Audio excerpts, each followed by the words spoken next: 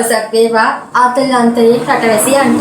සහනාධාරයෙන් මුසපත් වුණු රැට්ලන්තයේ වැසියන්ව ආයුබෝවන් කියා පිළිගන්නවා. සැමට කලින් සැමට ඉහිරින් කුඩේ කුඩු වෙන ඇත්ත බොරුව කරවන බොරුව ඇත්ත කරවන රොටි කකා නයි පෙන්වන ඇන්ටා FS ප්‍රොඩක්ෂන් ඉදිරිපත් කරන සහනාධාර ඔබට වැඩසටහන සමගය වරණී සිටින්නේ. මම සෙව්වන්දි හැමනුම් කොටුව. මම පවිත්‍රා රටපැටලුංග. පියාණන්ගේ නාමයෙන් ස්වීට් එකෙන් කාන්තාවගේ සුවදුක් විමසූ ඔබගේ දෙපතුලට පැමිණ රටේ ප්‍රශ්න විසඳූ ගරු අතදුන්නොත් කියන පක්ෂයේ නායක වටරැගගේ සත්‍යපාල මැතිතුමාව සාදරයෙන් පිළිගන්නවා.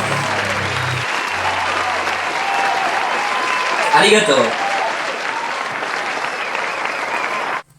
නාමලෙන් උපන් සමහදවත් සීතලෙන් සොලා ගන්න. නිතර අදුන්ට අතහිත දෙන ප්ලේන් එකේ සවාරි යන සුදු වෑන් වලින් පැමිණෙන අපේ ආදරණීය ඇහින්දාස් පක්ෂයේ නායක ලොන්ඩනිගොඩ බේගමුතුමා සාදරයෙන් පිළිගන්නවා. ජය වේවා. ආයුබෝවන්. වණක්කම්. අස්ලාම් වලයිකුම්. ජය වේවා.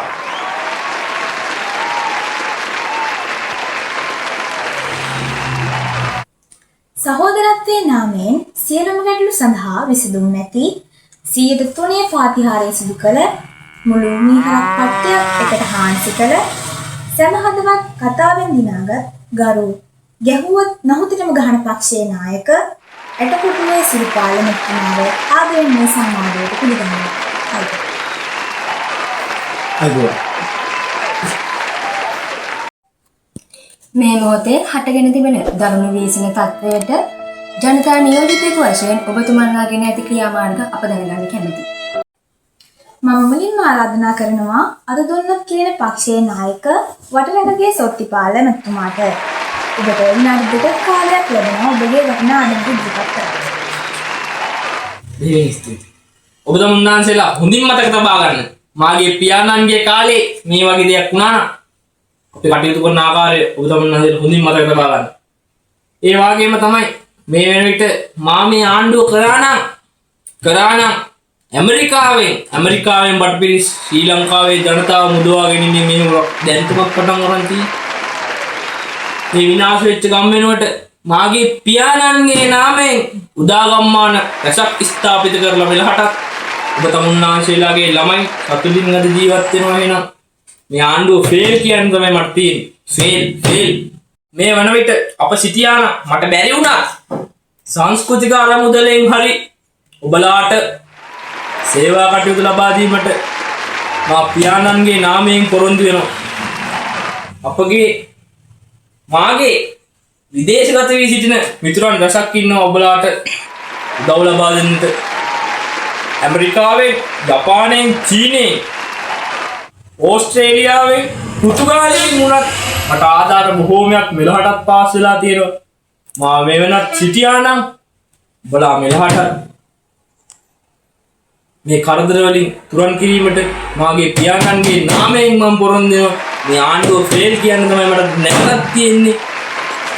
ෆේල්. හොඳටම ෆේල්. ආණ්ඩුව ෆේල්. ඕගොල්ලන්ට කරන්න බෑ නම් ඔබ තමුන්නාන්සේලාට මේක කරන්න බෑ නම් අපට ලබා දෙන්න කියන එක තමයි මහාට මේ අවස්ථාවේ කියන්න තිබෙන්නේ. ඉතින් මතක තබා ගන්න ඉතින් මාගේ පියාණන්ගේ නාමයෙන් මම අද පොරොන්දු වෙනවා. ස්තුතියි. මතක් වෙන්නේ සිටින්නේ මට කාලය තිබෙනවා. අපගේ ආණ්ඩුව තිබුණා නම් ඔබලාට මේ ස්විච් එකේ වටිනාකම මෙලහටත් තේරිලා ඔබලාගේ නිවසක් පාසා මාගේ ස්විච් අයි කර තිබුණා නම් මෙලහටත් ඔබලා ආපදාවෙන් සිටින්නේ උඹලා කාලද බීලද ඔබලාගේ සියලුම දුක් මට කාර්යාලයේ සිටම දැන ගැනීමට හැකියාවක් තිබේ. දැන් ඔබලාට අපගේ ආණ්ඩුවේ අගේ තේරෙයිද? ස්විච් එකේ අගේ තේරෙයිද? මාගේ පියාණන්ගේ නාමයෙන් මා ස්විච් අයි කිරීමට පොරොන්දු වෙනවා. ස්තුතියි. ඔබගේ වටිනා අදහස් ඉදිරිපත් කිරීම පිළිබඳව බොහෝමත්ම ස්තුතියි. හොඳයි. අප මීළඟට ආරාධනා කරනවා ඇහින්දාස් පක්ෂයේ නායක ලොන්ඩනිගොඩ බේබි මැතිතුමාට ඔබගේ වටිනා අදහස් ඉදිරිපත් කරන ලෙස. ඔබතුමාටත් විනාඩි 2ක කාලයක් ලැබෙනවා. බෙහෙන් ස්තුතිවන්ත වෙනවා මේ අපිට මේ වගේ අවස්ථාවක් ලබා දීම සම්බන්ධයෙන් මේ අපි 2:50ට වැටලා ඉන්නකොටත් මේ වගේ අවස්ථාවක් ලැබිච්ච එක ගැන අපි සතුටු වෙනවා. දැන් අපි අහන්න කැමතියි මහ ජනතාවගෙන් ඔබලාට දුන්න පොරොන්දු මේ ආණ්ඩුව ඉෂ්ට කරාද? අපි අහන්න කැමතියි. අපි 2009 අපි අවුරුදු 30ක තිබ්බ යුද්ධය ඉවර කරා. අපි සුනාමි අවදානකට මුහුණ දුන්නා. අපි ඒකෙන් කොමිස් ගැව්වා. අපි ඒක මහජනතාවට බෙදලා දුන්නේ නැද්ද? මං ආන්නේ එහෙම කරේ නැද්ද අපි? ඔබලාගේ හිතට එකව අහන්න. අපි මොන තරම් සේවයක් කරාද? අපේ හාමුදුරුවනේ අපි මේ රටට සේවයක් කරේ නැද්ද? හෘද සාක්ෂියට එකව අහන්න. අපි යුද්ධය ඉවර කරා. අපි සුනාමියට මුහුණ දුන්නා. අපි ගම් වතුර නායයන් ඕවට මුහුණ දුන්නා. අපි මේ හැම එකකින්ම ජාත්‍යන්තරයෙන් අපි අරමුදල් ගත්තා. අපිට සහනාධාර හම්බුණා. අපි ඒ මහ ජනතාවට දුන්නේ නැද්ද? අපි සිල් රෙද්දක් හරි දුන්නා. නැද්ද? අපි ඔරලෝසුවක් දුන්නා. අපි හැම ගෙදරකටම ඔරලෝසුවක් හරි දුන්නා. කොච්චර අවතැන් වෙච්ච ජනතාව හිටියද? අපි මේ මිනිස්සු දිහා බැලුවේ නැද්ද? අඩුමතර මේ මිනිස්සුන්ට වෙලාව බලා ගන්න ඔරලෝසුවක් හරි අපි දුන්නා. අපි එහෙම කරපු જાතියක් අපි කාටවත් අඩුවෙන් සැලකුවේ නැහැ. දැන් ඔයාලම හිතලා බලන්න. අල කීයද? ලුණු කීයද? ලීස් කීයද? පොඩ්ඩක් හිතලා බලන්න. අපේ රණවිරුවන්ට මොකද්ද කරලා තියෙන්නේ? රණවිරුවන්ව නායක ගියාද රණවිරුව එතන? ගංගතුරාවද රණවිරුව එතන? දැන් උයන්නත් අරගෙන කන්න දෙන්නත් අරගෙන අපි යෝව කරාද? අපි නම් කරේ අපේ වලව්වේ බල්ලා බලා ගන්න දුන්නා, කොල්ලා බලා ගන්න දුන්නා, බේබි බලා ගන්න දුන්නා. අන්තිමට බැරි නම් අපි ඉවරයක් කරන්න දුන්නා. අපි කාටවත් අසාධාරණයක් කරේ නෑ. අපි එහෙම තමයි ව්‍යසනයක් හැමේ කටයුතු කරේ.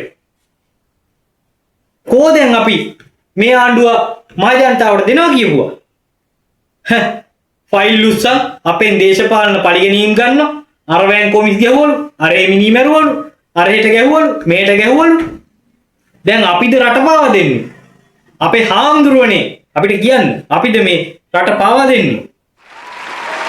අපි හැදුවා ඔයාලට අධිවේගී මාර්ග හැදුවා. අපි මේ රට සංවර්ධනය කරා. අපි වරාය හැදුවා. අපි ඒ කරලා අපි කොච්චර දේවල් ඔයාලට කරාද? අපි මේ සංවර්ධනය කරේ නැද්ද? අපි කොමිස් ගෙවුවා කියනවා. කවුරුත් ඔප්පු කරේ නැහැ. අපි කොමිස් ගෙවුවා. පුළුවන් නම් ඔප්පු කරලා පෙන්නන්න. මේගොල්ලෝ මොනවද මේ කරන්නේ? මේගොල්ලෝ මේ රට හදනවද? අඩුම තරමේ මේ ව්‍යසනයකදීවත් මේගොල්ලන්ට මේක කරගන්න තේරෙන්නේ නැහැ. මෙයාලගේ නොහැකියාව මේ. මන්ත්‍රීතුමා ඔබගේ විනාඩි දෙක කාලය අවසానයි. ඔබගේ කතාව නවත්තන්න. මට තව පොඩි වෙලාවක් දෙන්න. මට මේක කියන්න ඕනේ මහ ජනතාවට. මං ඊළඟ වටේදී මං ඔබට පවසන්නම් ඊට ටික. බොහොම ස්තුතියි. ට්‍රැක්වන්තේ ජනතාවට හොඳ පණිවිඩයක් ලබා දෙන හරවත් රසවත් හැඟුම්බර කතනයක් ඉදිරිපත් කිරීමට ගරු ඇටකොටුවේ සිරි පාර්ලිමේන්තුමාට ආරාධනා කරමි. අයිබෝන් කරුවා. මේ රටේ පත්වෙච්ච ව්‍යසනය අපි මුලින්ම ඇනලයිස් කරලා බැලුවේ මේ සබහා දාමත් එක්කෙන සුළඟ කොයි අතර දිශාවටද යොමු වෙන්නේ කියලා. ඒ දිශාවට අනුව යොමු වෙන මේ ත්‍රිවිධ හමුදාවත් එක්ක අපි සාකච්ඡා කරලා බැලුවා කොහොමද දැන් ව්‍යසනයේ පත් වෙලා ඉන්න කොච්චර ප්‍රමාණයක් ඉන්නවද? ඒ තොරතුරු ටික ඇනලයිස් කරලා බලලා අපි ඒ අදාළ තැන් වලට සාන කණ්ඩායම් යවලා තියෙන්නේ මේ වෙනකොට. අනික අපි දෙයක් කරේ නැහැ කියන්න බෑ. අපි සෑහෙන නිදි මරාගෙන නිදි බඩ්ජෙට මේ මිනිස්සුත් එක්ක සම්බන්ධතා හදාගෙන පාලිසි ලේකම්වරු හරහා ඒ අදාළ තැන් වලට අපි අදාළ විශේෂණ එක අරන් තියෙනවා. අදාළ තැන් වලට ක්‍රමවත් විදිහට පිළිතුරු සපයලා තියෙනවා. දැන් තමයි මිලියන 1.2ක ආධාර යවල ඉවරයි. මොකද වෙන රජයන් වල මේ මහත්තුරුන්ගේ රජයන් වල ජනාධිපති ආරමුදල පාවිච්චි කරේ තමන්ගේ නෑදෑයන්ට තමන්ගේ හිත මිතුරන්ට පිටරටවල් වල ගිහිලා සවාරි ගන්න. මේ පාර අපි ජනාධිපති ආරමුදලෙන් තනිකර ඒ අවතන් වෙච්ච මිනිස්සුන්ට සහන සලසන ජීවිත හානි වන්දි දෙන්න. එක ජීවිතේට ලක්ෂ 10කට වැඩිය මුදලක් දෙනවා. නිවාස පූර්ණ නිවාස හානියකට ලක්ෂ 25කට වැඩි මුදලක් දෙනවා. අර්ධ නිවාස හානි නිවාසයකට ලක්ෂ 15කට වැඩි මුදලක් දෙනවා. මොකද අපි මේ සියලු සල්ලි මිනිස්සුන්ගේ සල්ලි දැන් භාණ්ඩාගාරේ උතුරලා ගිහිල්ලා තියෙනවා. ඒ භාණ්ඩාගාරයෙන් ලැබෙන සල්ලි හා මගේ අපේ ජනාධිපතිතුමාගේ තියෙන යාපිත අරමුදෙන් අපි අහිංසක මිනිස්සුන්ව දිවි බේරා ගන්න, ජීවිත ගලවා ගන්න ඒ සහන වැඩ කටයුතු වල දැන් තමත් දිස්ත්‍රික්ක ලේකම් කාර්යාලයට අපි මුදල් යවලා ඉවරයි. ඒ වගේම තව දෙයක් කියන්න ඕනේ. දැන් මේ ව්‍යසනයෙන් පස්සේ අපිට එන්නේ වසංගත වතුරු, බෝවන ලෙඩ රෝග. ඒ වෙනුවෙන් අපේ සහෝදරවරු දැන් ලෑස්ති වෙලා ඉන්නේ මේ ව්‍යසනයේ ගම් වතුර පහව ගිය සැනින් ශනිකව ඒ අදාළ කඳුරු වලට, ඒ අදාළ ප්‍රදේශ වලට ගිහිල්ලා වෛද්‍ය සෞඛ්‍ය සහායන පවත්වලා ඒ මිනිස්සුන්ට සෞඛ්‍ය යටි ගැටලුව විසඳන්නේ. මොකද අපි කොයි වෙලාවෙත් කල්පනා කරන්නේ මේගොල්ලෝ හිතනවා විදිහට නෙමෙයි. අපිට ඕන හරි තොරතුරුත් එක්ක හරි විදිහට යන ගමනක්. ඒ වෙනුවෙන් අපි දිවාරයන් වල වෙහෙසෙනවා, බල්ල බුරනවා තමයි. අපි මේ බල්ල බුරණියව ගණන් ගන්නෑ. මොකද ඒගොල්ලන්ගේ නොහැකියාව, ඒගොල්ලන්ගේ පේල් බව රටේ මිනිස්සු දැනගත්තු හින්දා තමයි මේක අපිට බාර දුන්නේ. අපි ඒක ලස්සනට ඇනලයිස් කරලා තොරතුරුත් එක්ක ත්‍රිවිධ හමුදාවත් එක්ක පොලිසියත් එක්ක සෞඛ්‍ය සේවකයොත් එක්ක ලස්සනට කතා කරලා ඒ වැඩි අපි ලස්සනට කරගෙන යනවා. මේගොල්ලන්ට තියෙන්නේ නිකම් බොරුවට කඩාකප්පල්කාරී විදිහට පාර්ලිමේන්තුවේ දැක්කනේ කතා කරපු විදිහ. ඒ මෝඩ අදහස් අපි අරගන්නේ නැහැ. හැබැයි ඕන කෙනෙකුට අපි සපෝට් එක දෙන්න පුළුවන් අහිංසක මිනිස්සු වෙනුවෙන් වැඩ කරන්න. ඒ අපි පක්ෂ විපක්ෂ කියලා බලන්නේ නැහැ. මේ මිනිස්සුන්ටත් අපි සල්ලි දෙනවා ගිහිල්ලා මිනිස්සුන්ට පිහිට වෙන්න කියලා. උදව් කරන්න කියලා. මේගොල්ලෝ ඒව කරේ නැහැ. මේගොල්ලෝ කරේ අහිංසක මිනිස්සුන්ට ලක්ෂ 25ක් දෙනවා නම් ඒ 25න් 20ක් තියාගෙන 5ක් ඒ මිනිස්සුන්ට 5ක් යන්නේත් නැහැ. ලක්ෂයක් විතර තමයි මේ මිනිස්සුන්ට යන්නේ. ඒ මිනිස්සු අර ටික හදාගන්න අවුරුදු ගාණක් යනවා. මෙච්චර කාලෙකට මේ රටේ උනේ ඒක තමයි. ඉතින් මේ වගේ දෙයකට හරියට මිනිස්සුන්ට පැහැදිලි කරන්න මට ආරාධනා කරා. අනිවාර්යෙන් ඇන්ටෙක්ස් නාලිකාවට ස්තුතියක් දෙන්න. ඔබටත් බෙහෙවින්ම ස්තුතියි ඔබගේ අදහස දැක්වුවාට. ඔව්. අපගේ පළවෙනි සාකච්ඡා වටේදී ඊට හරවත් රසවත් කරුණු කරනාවක් අපට අසන්නට ලැබුණා. හොඳයි. අපේ වැඩසටහනේ උණුසුම්ම අවස්ථාවට අපි දැන් එළඹෙනවා. අපි ඔබතුමන්ලාට විනාඩියක කාලයක් ලබා දෙනවා විවසනයට පත්සිංහ ජනතාවට සහනාධාර ලබා දෙන්නේ කෙසේද කියලා පවසන්න. මේ අපේ සහෝදරයා කියනවා මේ අපේ මේ දැන් ගම් වතුරෙන් පස්සේ වෙන ව්‍යසන සහ මේ ඊට පස්සේ එන මේ මදුරු කරදරේ වගේ වසංගත තත්ත්ව ගැන කතා කරනවා. ඉතින් මේ සහෝදරවරු මේ අඩුම තරමේ GMO එකේ මේගොල්ලන්ගේ වෛද්‍යවරුන්ටවත් මේ දෙන්න ඕන දේවල් දීලා මේ කතා කරන්නේ. කොහොමද මේ වසංගත තත්ත්වය ගැන මේගොල්ලන්ට මේක කරන්න පුළුවන් වෙන්නේ? ඇත්තටම മന്ത്രിතුමා GMO එකේ ප්‍රශ්නේ ඔයා දන්නවද? අපි දැනගෙන කතා කරන්නේ. දැනගෙන නම් කතා කරන්නේ. එහෙනම් මේ ලංකාවේ වැඩ කරන්නේ නැතුව පඩි ගෙවන රට මේ ආණ්ඩුවක් තිබුණේ ඕගොල්ලන්ට තමයි. ඕගොල්ලන්ගේ එක වැඩවලට එක තැන් වලට ඒගොල්ලන් යූස් කරගෙන ඕගොල්ල එක කොට්ටාසකට විතර පඩි වැඩි කරා.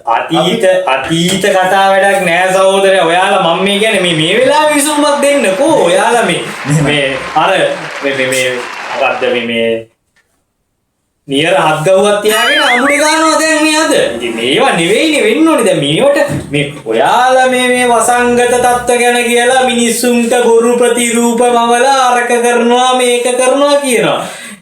එයාලා ඉතින් මේ අපිට හරි විසඳුමක් කියන්නේ හරි විසඳුමක් දෙන්න සහෝදරයා.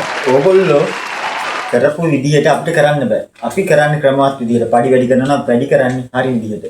මේ දේවල් හරියට කරගන්න එක ඉවස ගන්න බැරි නම් ඕන කෙනෙකුට උද්ඝෝෂණ කරන්න මේකේ අයිතිය තියෙනවා. ඕන කෙනෙකුට පිළිතුරු ගන්න අයිතිය තියෙනවා. අපි මේ දේවල් වලට සැලෙන්නේ අපි කරන වැඩේ හරි පිළිවෙලට හරි ක්‍රමානුකූලව හරි වෙලාවට කරනවා.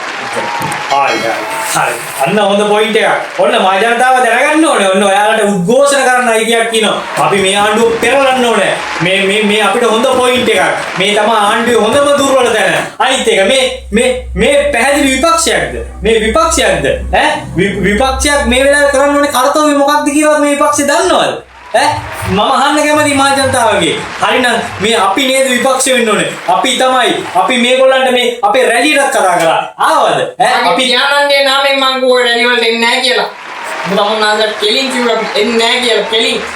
පැහැදිලි විපක්ෂයක් නම් මේ වෙලාවේ සංවිධානගත වෙලා අපි මේ ආණ්ඩුව පෙරලන්න ඕනේ. ඒක පේනවා තමයි තියෙන්නේ. අපි මේ ආණ්ඩුව දෙනවා නම් අපි විදේශ ආදායම ලංකාවට රැගෙන එනවා. ඔබ තමුන්නාන්සලාට ඒ දේවල් කරන්න බෑ.